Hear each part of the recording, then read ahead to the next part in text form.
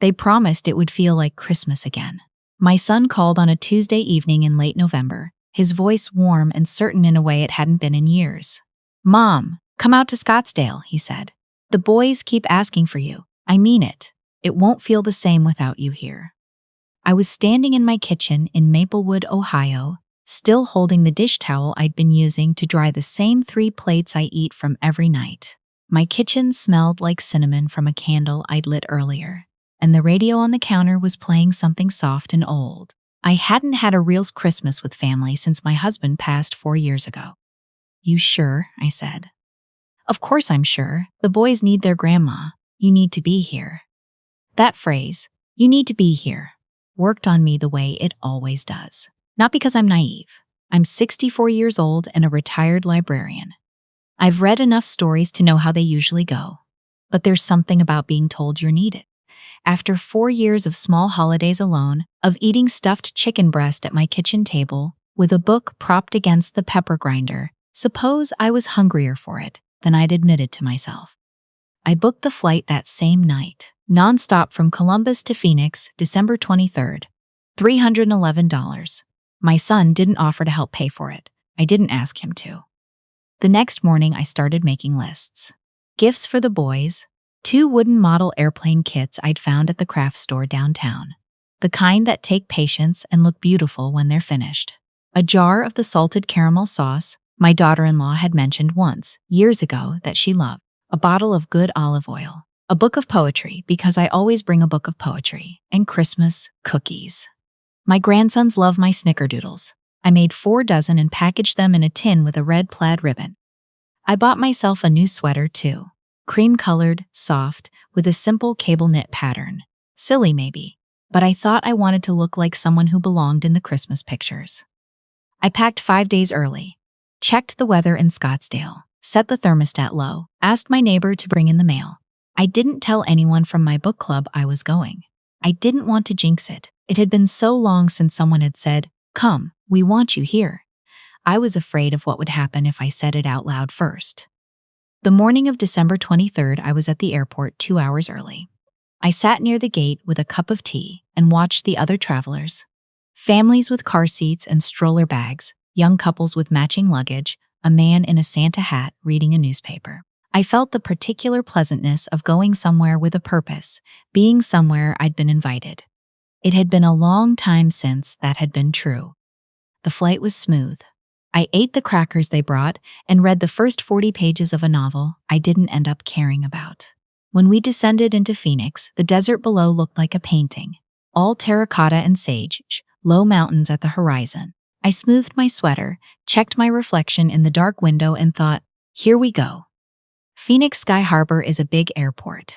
Busy even on December 23rd. I collected my bag at Carousel 4, then followed the signs toward the exit, rolling my suitcase through the crowd, the tin of cookies balanced on top. I'd texted my son the night before. Landing at 2:40, Southwest baggage claim, Carousel 4. Can't wait to see everyone. He'd sent back a thumbs up emoji. I found a spot near the doors and waited. People reunited everywhere around me. Kids running toward fathers, couples holding each other. A teenage girl holding a handmade sign, "Welcome home, Grandpa." I watched him appear through the doors, an older man with a cane and a wide smile. The girl threw her arms around him. I looked away.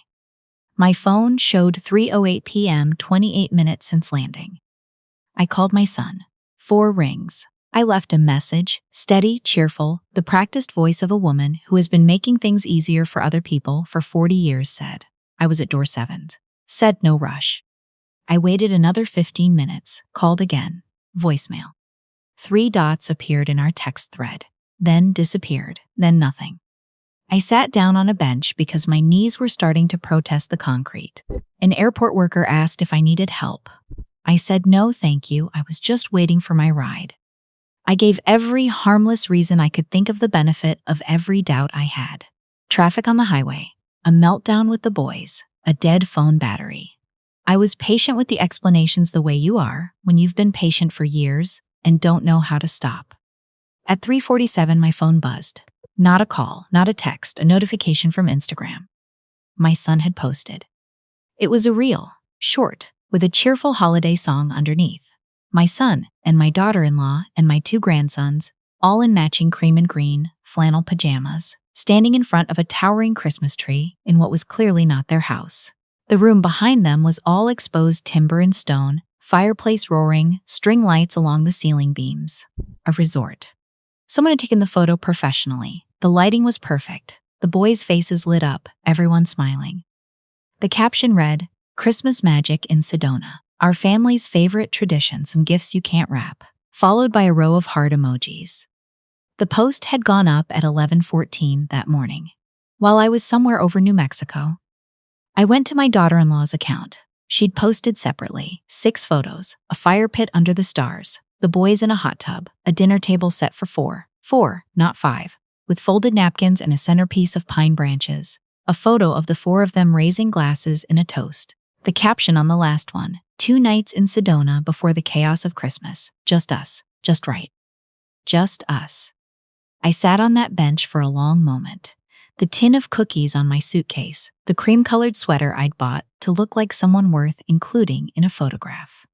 The 4 dozen snickerdoodles made at midnight with real butter and the good vanilla. Just us. I didn't cry. Not then. I put on my sunglasses, stood up, picked up my suitcase, and started walking. Away from the curb, away from the doors, past the taxis and the shuttle signs and the rental car return. The sun was still warm on my back, the dry desert air strange in my lungs after Ohio. My good shoes clicked against the sidewalk. I walked anyway. About a quarter-mile from the terminal, I found a diner called Paloma's. Its sign was hand-painted, faded turquoise letters on a white board. The windows were lit from inside, and someone had strung multicolored Christmas lights along the doorframe. A paper Christmas tree was taped to the glass. I went in. Warm, small. 6 tables, vinyl booths in red and cream, a counter with 4 stools. Behind it, a woman in her 50s with silver-streaked hair pulled back in a braid was wiping down the coffee machine. She looked up when the bell above the door rang. "Merry Christmas, hon. Sit anywhere." "Thank you," I said. "Merry Christmas."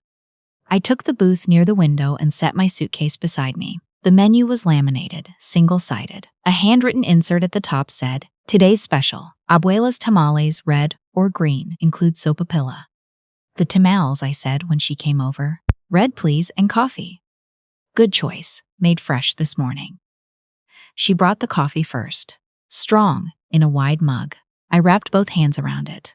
Outside the window, the light was doing that particular desert thing in the late afternoon, low and golden, making everything look more significant than it is.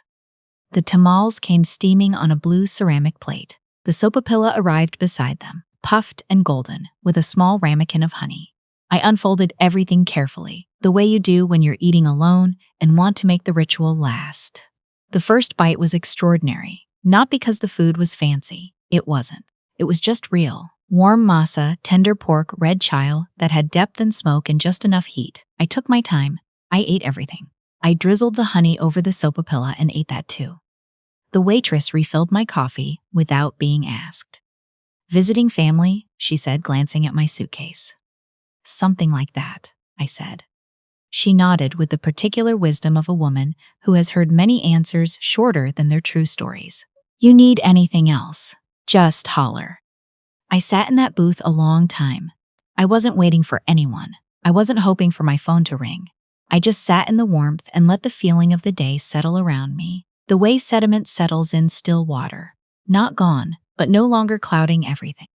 After a while, I reached into my bag and took out the small travel journal I've been carrying for 15 years, through my husband's illness and his death and the 4 strange years after. I opened to a blank page and wrote, "I flew here for Christmas. No one came. They were already celebrating somewhere else without me. I ordered the tamales anyway. I liked them." Then I wrote one more line. "I am not a guest in my own life." I underlined it twice. The motel 2 blocks down was called the Desert Budget Inn. Plain, single story, a vending machine by the office, a plastic Christmas wreath on the door. The heater worked. The bathroom was clean. I sat on the edge of the mattress, took off my shoes, and made the kind of list I hadn't let myself make in years. Not feelings, history. 2017. The $14,000 I'd lent my son for the down payment on their house. interest-free. He'd gotten his promotion in 2019, bought patio furniture, a boat slip rental. He hadn't mentioned the loan. I hadn't asked. 2020. 5 weeks I'd spent flying out after their second son was born, cooking and cleaning and caring for the older boy while my daughter-in-law recovered. Paid both flights myself. Her parting words upon my departure: text us when you land. The dental bill I'd quietly covered, the school supplies, the car repair in 2022 my son had called a loan and never mentioned again. Christmas gifts every year, wrapped carefully, shipping fees paid, thank yous not always given. Birthday checks deposited and never acknowledged. The automatic monthly transfer I'd set up 3 years ago, just to help while they get on their feet, that had become invisible, unremarkable, assumed.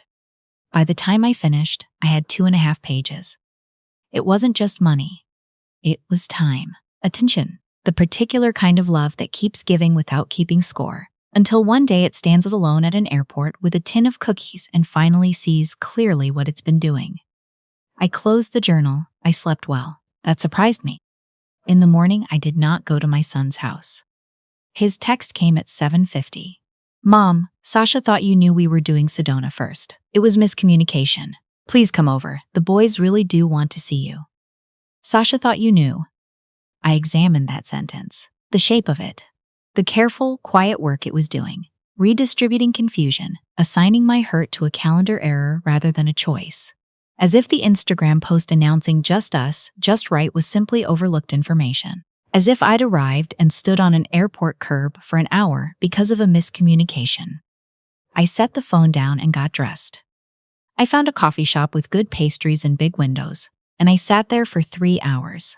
I wasn't writing feelings anymore. I was writing clarity. And I booked a flight home. That evening, December 24th, back to Columbus. Before I left for the airport, I called my niece. She answered on the second ring. Aunt Jo? Her voice was immediate and close, the way it always is. She'd been that way since she was a little girl. My late brother's youngest daughter, 27 now, finishing her nursing degree in Vermont. She called me every few weeks just to call, not because she needed anything, just because she thought of me. Hi, sweetheart, I said. Something in my voice told her. She said, what happened? I told her the short version, the invitation, the flight, the airport, the Instagram post, the tamales. She was quiet for a moment. Then, oh, Aunt Jo, not I'm so sorry or that's terrible. Just those 2 words, carrying the full weight of it. I'm okay, I said. I wanted you to know. I'm coming to see you. Right after New Year's. I have 4 days between semesters. You don't have to. I want to. I'm coming. I let that land. Let it sit next to the Sedona photos and the Just Us caption and the 40 minutes on the airport curb. The difference between being wanted and being used was so large, I almost couldn't look directly at it. But I was looking now. Okay, I said. The guest room will be ready. My son called twice more that afternoon. I didn't answer. At the gate, waiting with a bottle of water and the rest of a pastry wrapped in a napkin, one final text came through. Mom, we're upset that you didn't come. The boys were disappointed. We feel like you shut us out. We feel like you shut us out. I read it twice, put the phone in my bag, looked out the terminal window at the runway, at the planes lined up in the early dark of Christmas Eve. Somewhere behind me, a child was crying and then laughing, that fast reversal only children can do. Grief to joy in 4 seconds flat. A gate agent made an announcement. The lights along the runway blinked in their patient, methodical rhythm. I thought about my son at 9 years old, making me a paper Christmas card with a crayon drawing of our house, and the words, best mom in the whole world, spelled out in enormous, careful letters. I thought about teaching him to parallel park in an empty shopping center on a Sunday morning. I thought about the night he called from college, homesick and embarrassed about being homesick. And how I'd stayed on the phone with him for 2 hours talking about nothing important. I had loved him completely, maybe I still did. But love doesn't mean unlimited access to my dignity. I boarded the plane and took the window seat. As the aircraft climbed over Phoenix, I watched the city below, all that amber light spreading to the edges of the desert, dark, and felt something I hadn't felt in a long time. Not relief exactly, more like calibration, like an instrument set back to true north after years of being slightly, almost undetectably, off. Ohio was cold and white at the edges. My neighbor had left the porch light on. Inside, my house smelled like itself. Old books and cedar and the faint ghost of the cinnamon candle. I walked through the room slowly, letting the lamps warm up one by one. The Christmas tree I'd put up the first week of December stood in the corner of the living room, small and real in mine, with the ornaments I'd collected over 40 years. The paper star my son made in first grade. The glass cardinal my husband gave me the year we got engaged. The little brass owl my niece sent 2 Christmases ago, with a card that said, "Owls are wise like you." I plugged in the lights. I made chamomile tea and sat in my armchair. The first week of January, I made 2 phone calls. The first was to my bank. I asked to remove my son from my savings account, the one I'd added him 2 years ago, just in case. In case of what, I'd never been fully able to answer. I removed him. I wasn't angry when I did it. I was simply accurate. The second call was to my attorney. She knew my voice when I said hello. "I'd like to revise my will," I said, "and set up a trust." She asked the right questions. I gave firm answers. The bulk of everything, the house, the retirement accounts, the CD my husband left me, would go to my niece, not as punishment, as recognition. She was the one who called every few weeks, the one who said I'm coming without being asked, the one who would sit with me someday, when it mattered, and mean it. The automatic monthly transfers to my son's household stopped. They had been on their feet for years. They had just preferred to keep mine moving beneath them. My niece arrived on January 4th, her canvas bag over one shoulder, her coat dusted with snow from the walk from the station. She hugged me on the porch, long and real, the kind of hug that doesn't have an agenda. "You look good," she said. "I feel better than I expected to," I said. We made soup that night and played 2 games of Scrabble at the kitchen table. She won the first, I won the second. We argued pleasantly about whether a particular word was valid and concluded that it was. The next morning she made pancakes and we drank coffee, and she told me about a patient at her clinical rotation who had reminded her of my husband. "Kind eyes," she said, a dry sense of humor, the kind of person who thanks you for every small thing you do. I found myself thinking that I wanted to be remembered that way, as someone who noticed, someone whose thanks were real. On her last evening, we sat in the living room with the Christmas tree still up. I'd decided to leave it through the 6th. And she said, "Have you heard from him?" "A few times, a voicemail I haven't listened to yet, a text asking if I was all right." "Are you going to call back?" "Eventually. When I know what I want to say. Right now, I don't owe anyone a conversation I'm not ready to have." She nodded. "That's new." "Yes," I said, "it is." She left on a Sunday afternoon, and I stood on the porch, watching the cab until it turned the corner. The street was quiet. That particular January quiet, like the world still deciding what kind of year it means to be. I went inside, Métis sat in my armchair. My son called that evening. For the first time in 3 weeks, I answered. "Mom," his voice was careful, testing the air. "I'm glad you picked up." "I know." A pause. "I didn't know you were this upset." "Not this upset," I said, "just upset, clearly." Sasha really did think. "I saw the photos," I said. "I saw them while I was sitting on a bench at the airport after 40 minutes of calling you with no answer." I stopped. "Let that sit. I flew across the country in December because you told me the boys needed me, that it wouldn't feel the same without me." I paused again. "I believed you. I want you to understand what it means that I did." Silence. Long enough that I could hear him deciding something. "I'm sorry, Mom," he said finally, slower, less defended. I thought he might actually mean some portion of it. "I know," I said. "Can we start over? You could come out again, or we could come to you. The boys are welcome to call me anytime," I said. "You know that. The rest of it I'm not ready to discuss yet. When I am, I'll call you." We said goodnight. I hung up and sat in the quiet of my living room with the Christmas lights still on, their small, warm colors across the ceiling. The snickerdoodle tin from Phoenix was still on the kitchen counter. I'd eaten the last of them 2 days earlier, slowly, with a cup of tea, standing at the window, watching the snow. They were good cookies. I'd made them with my own hands, in my own kitchen, for people who weren't waiting for me. But I was here, and the cookies were good. And sometimes that is the whole story.